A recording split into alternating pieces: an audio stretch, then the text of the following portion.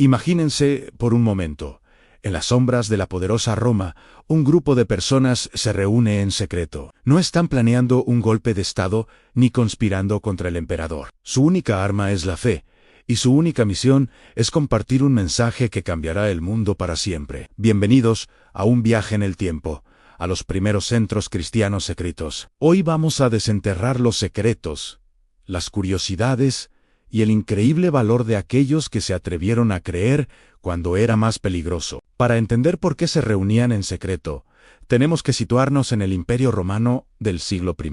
Al principio, los romanos veían a los cristianos como una secta más del judaísmo, que era una religión permitida, aunque vista con recelo. Pero a medida que el cristianismo crecía, empezaron los problemas. Los cristianos se negaban a adorar a los dioses romanos y, lo que era peor, al emperador como una divinidad. Esto no era solo una cuestión religiosa, era un acto de traición política, una ofensa directa al Estado. Además, circulaban rumores extraños y malintencionados. Se decía que los cristianos practicaban el canibalismo porque hablaban de comer el cuerpo y beber la sangre de su líder. Se les acusaba de incesto porque se llamaban hermanos y hermanas entre sí. Eran vistos como ateos por rechazar a los dioses romanos y como una amenaza al orden social. Así, empezaron las persecuciones. No fueron constantes, sino que venían en oleadas, a veces locales y otras veces en todo el imperio, como las de Nerón o Diocleciano. Ser descubierto como cristiano podía significar la pérdida de tus bienes, la tortura o una muerte horrible en la arena del Coliseo. El anonimato era, literalmente, cuestión de vida o muerte. Entonces, ¿dónde se reunían? Olvídense de grandes iglesias con campanarios y vitrales. Los primeros centros de reunión cristianos eran lugares humildes y, sobre todo, discretos. El lugar más común era la casa de un miembro de la comunidad, lo que se conoce como Domus Ecclesiae. En latín, significa casa de la iglesia. Pero no era cualquier casa, solían ser las viviendas de los miembros más adinerados de la comunidad. ¿Por qué? Simplemente por una cuestión de espacio. Estas casas, llamadas domas, tenían un patio central, el atrio, y varias habitaciones a su alrededor, incluyendo un comedor grande llamado triclinio. Podían albergar a varias decenas de personas sin llamar demasiado la atención de los vecinos o de las autoridades. Imaginen la escena, llegaban de uno en uno, o en pequeños grupos, para no parecer una multitud. La contraseña podía ser un simple gesto, una palabra clave, o el famoso símbolo del pez, el ictis, este acrónimo griego para Jesucristo, Hijo de Dios, Salvador, formaba la palabra pez. Por lo que dibujar un arco en la arena y que otra persona completara el pez era una forma segura de identificarse. Un ejemplo arqueológico increíble de esto es la Domus Ecclesiae de Dura Europos. En la actual Siria, descubierta en la década de 1920, es la iglesio-cosa más antigua que se ha encontrado. Datada alrededor del año 240,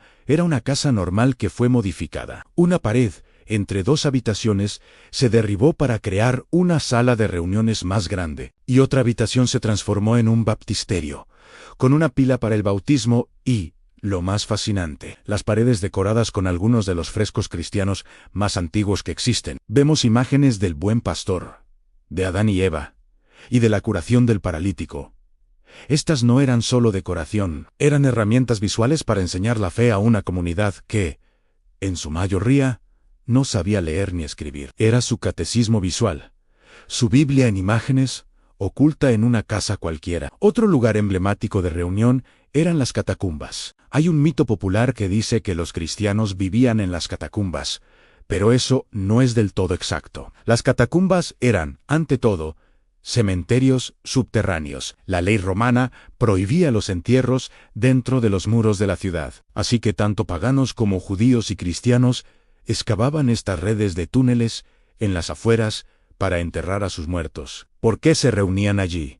Primero, por respeto a sus mártires. Celebrar la Eucaristía cerca de la tumba de alguien que había muerto por su fe era un acto de profunda conexión espiritual y una fuente de inspiración. Segundo, era un lugar relativamente seguro. Los cementerios eran considerados lugares sagrados e inviolables por la ley romana, por lo que las autoridades eran reacias a entrar. Las catacumbas se convirtieron así en lugares para funerales, conmemoraciones y ocasionalmente reuniones de culto, especialmente en tiempos de persecución intensa. No eran para el culto semanal regular, para eso estaban las domas y cligii, pero sí para ocasiones especiales. Al caminar por esos pasillos oscuros y húmedos, vemos nichos en las paredes, los loculi, donde se depositaban los cuerpos, y de nuevo encontramos arte, símbolos como el ancla, que representa la esperanza, la paloma, símbolo del Espíritu Santo, y el buen pastor con una oveja sobre sus hombros, una imagen reconfortante de cuidado y protección en un mundo hostil. ¿Y cómo era un servicio de culto en uno de estos lugares secretos? Era muy diferente a una misa actual. La reunión, a menudo llamada ágape o comida de amor, comenzaba con una cena comunitaria. Era una comida real, donde compartían alimentos y fortalecían sus lazos como una familia. Después de la cena, venía la parte más litúrgica. Leían cartas de los apóstoles, como las de Pablo, que circulaban entre las diferentes comunidades. Se leían pasajes de los evangelios, que en esa época eran rollos de papiro muy preciados. Luego, alguien, quizás un presbítero o anciano, daba una enseñanza o exhortación basada en las lecturas. Cantaban himnos y salmos, y la reunión culminaba con la fracción del pan o Eucaristía, en memoria de la última cena. Todo se hacía en un ambiente de intimidad y fervor. No había una jerarquía rígida como la conocemos hoy. El liderazgo era más funcional y carismático, basado en el servicio a la comunidad. Era una iglesia de base, horizontal, donde cada miembro tenía un papel importante, ya fuera acogiendo a los demás, enseñando o ayudando a los pobres y las viudas. La organización de esta red clandestina era asombrosa. Las diferentes comunidades cristianas, dispersas por todo el imperio, desde Roma hasta Antioquía y Alejandría, se mantenían en contacto a través de viajeros y mensajeros que llevaban cartas y noticias. Si un cristiano viajaba a otra ciudad, llevaba una carta de recomendación de su comunidad para ser acogido por los hermanos de allí. Esto creó una red de solidaridad increíble. Si una comunidad sufría una persecución o una hambruna, otras comunidades recaudaban fondos para ayudarlos. Esta estructura descentralizada, pero interconectada, fue una de las claves de su supervivencia. El imperio podía aplastar una comunidad local, pero la red en su conjunto era resistente, como una hidra que seguía creciendo. Quiero destacar la valentía de estas personas. No eran superhéroes. Eran comerciantes, artesanos, esclavos, soldados, amas de casa. Gente común que arriesgaba todo por sus creencias. El simple acto de reunirse era un desafío al poder más grande del mundo. ¿Por qué lo hacían? Porque encontraron en el cristianismo algo que no encontraban en ningún otro lugar: un sentido de comunidad radicalmente inclusivo, donde esclavos y nobles, hombres y mujeres, judíos y griegos, eran considerados iguales. Encontraron un mensaje de esperanza y de amor incondicional en un mundo a menudo brutal y jerárquico, y encontraron la promesa de una vida más allá de la muerte. Una convicción tan fuerte que les permitía enfrentar el martirio con una serenidad que desconcertaba a sus verdugos. La historia de estos centros secretos culmina en el año 313 con el Edicto de Milán. El emperador Constantino, después de su famosa visión de la cruz, antes de una batalla, declaró la tolerancia religiosa en todo el imperio. El cristianismo dejó de ser una religión perseguida.